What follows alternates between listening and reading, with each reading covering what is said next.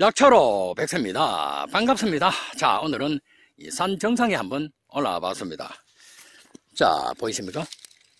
자, 여기에는 수리치입니다. 떡치라고도 부릅니다. 뒷면이 굉장히 하얗게 생겼죠.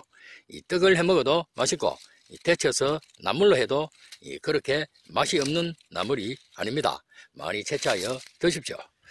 자, 그리고 여기에는 오이풀도 개체수가 적지만 자라고 있습니다. 나중에 동영상에 올려 놓도록 하겠습니다. 자, 오늘은 이거 약초에 대해서 한번 촬영을 하려고 합니다. 자, 잎 뒷면이 반질반질하죠.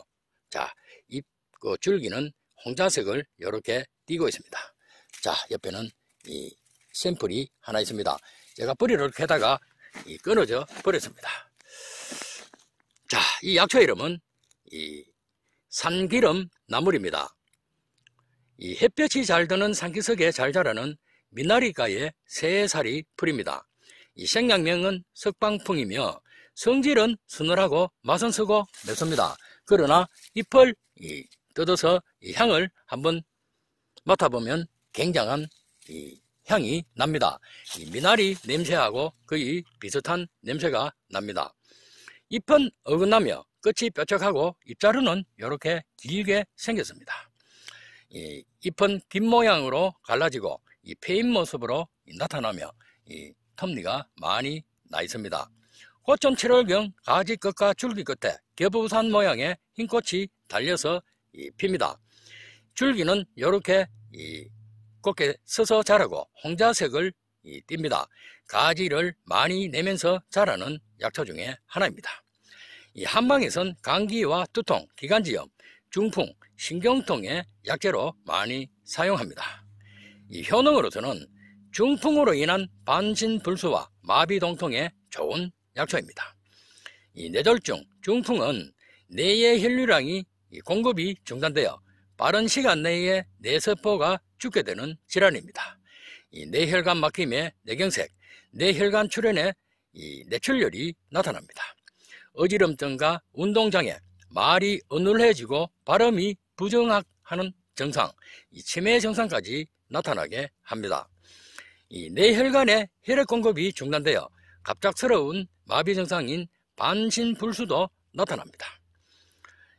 안면 신경마비와 반대쪽의 얼굴, 몸통의 감각 이상, 감각 소실 증상, 두통과 구토 증상이 나타납니다. 뇌혈관의 혈전, 피떡이죠. 쌓이는 것을 혈류를 많이 공급하여 없애주고 뇌혈관을 확장시켜 혈액순환을 원활하게 해주는 약초입니다. 피를 맑고 깨끗하게 하는 쿠마린 성분이 많이 함유되어 있기 때문입니다. 혈액 응고 증상의 최고이며 뇌혈관을 청소해주는 청소부 역할을 해주는 좋은 약초입니다. 관절염과 뼈마디 통증에 좋은 약초입니다. 무릎 통증과 허리 통증에 특히 좋습니다. 척추 중앙 공간인 척추관이 좁아져 일어나는 척추관 협착증에 의한 허리 통증, 다리 통증까지 발생하고 신경을 눌러 다리 통증과 저림까지 발생합니다. 그리고 짐을 들거나 자세를 바꿀 때 갑자기 발생하는 급성 요추염자에 의한 급성 허리 통증도 잘 발생합니다. 또한 척추뼈가 앞으로 밀려나와 척추가 휘어지는 증상인 척추 전방 전이증 증상도 허리 통증을 유발합니다. 그리고 복부 비만으로 인한 허리 통증도 나타나게 합니다. 무릎 통증은 노화와 관련되고 뼈에 바이러스와 염증이 생긴 경우 발생합니다.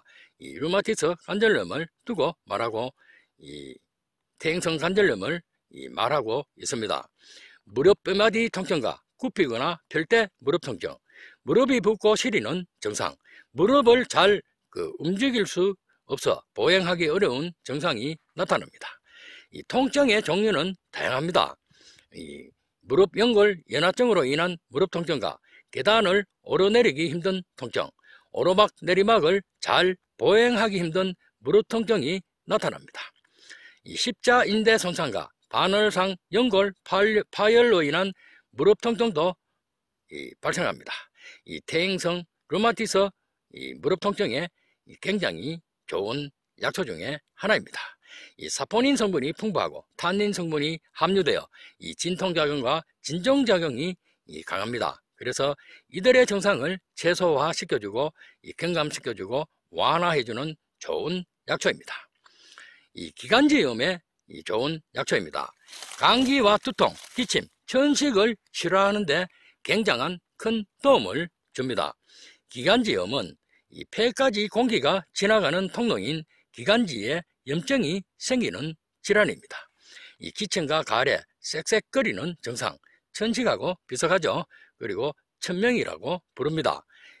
그리고 숨이 짧아지고 가슴 통증이 발생합니다. 이 내부를 덮고 있는 세포들은 점액을 분비하는데 이 통로 내부에 쌓이면 이 기관지가 막히고 그래 해서 이제 기침을 하게 됩니다. 이 가래가 동반되며 이 피로감이 나타나며 심해지면 폐렴까지 발생할 수 있습니다. 그래서 사포닌 성분이 풍부하여 기관지와 호흡기 질환에 좋아 목을 보호해주고 건강하게 만들어주는 좋은 약초입니다.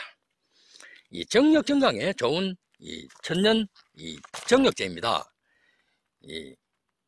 몸에 힘을 불어 넣어주고 양기를 북돋아 남성 호르몬을 증가시키고 정자의 수를 증가시켜 발기부전 스트레스와 조루증, 유정을 예방해주는 좋은 약초입니다. 음경의 혈을 잘 통하게 하여 자신감을 넘치게 하고 노인성 발기부전에 특히 좋습니다. 신체 밸런스를 잘 조절해 주어 체력을 증강시키고 스태미나를 향상시켜줍니다.